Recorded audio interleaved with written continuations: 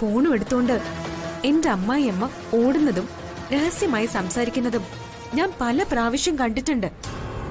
മാത്രമല്ല, നിൽക്കുന്ന നിൽപ്പിൽ ഇവിടുന്ന് എങ്ങോട്ടോ ഓടിപ്പോകുന്നതും കാണാം.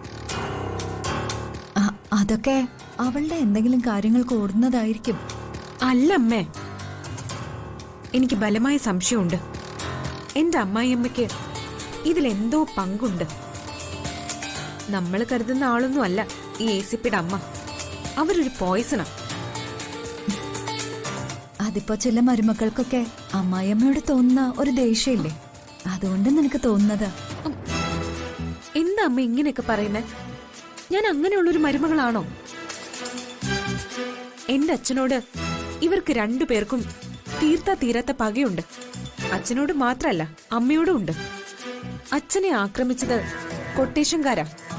ആ കൊട്ടേഷന്റെ പിന്നിൽ ഇന്ദ്രജ വല്യമ്മയുടെയും എന്റെ അമ്മായിയമ്മയുടെയും കൈകളുണ്ട്. ഇതവരുടെ രഹസ്യ ഗൂഢാലോചനയിൽ ഉണ്ടായതാ. മോളെ, നീ വെറുതെ ആവശ്യമില്ലാത്തൊക്കെ ചിന്തിച്ച് മനസ്സ് പുണ്ണാക്കണ്ട. സാവിത്രി അങ്ങനൊന്നും ചെയ്യില്ല. എന്തൊക്കെ അഭിപ്രായ വ്യത്യാസങ്ങൾ ഉണ്ടായിരുന്നാലും സാവിത്രിയുടെ സ്വന്തം കൂടപ്പിറപ്പല്ലേ ജയേട്ടൻ. എന്നെ ഇവിടെ കല്യാണം കഴിച്ചു കൊണ്ടുവരുന്ന കാലത്തൊക്കെ ഇവര് 3 പേരും പിരിയാൻ പറ്റാത്ത വിധത്തില് സ്നേഹത്തിലായിരുന്നു.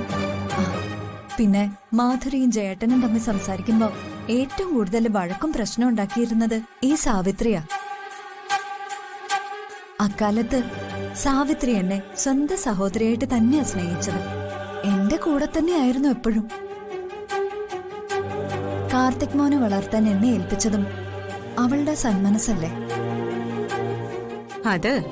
അതൊന്നും കൊണ്ടല്ല.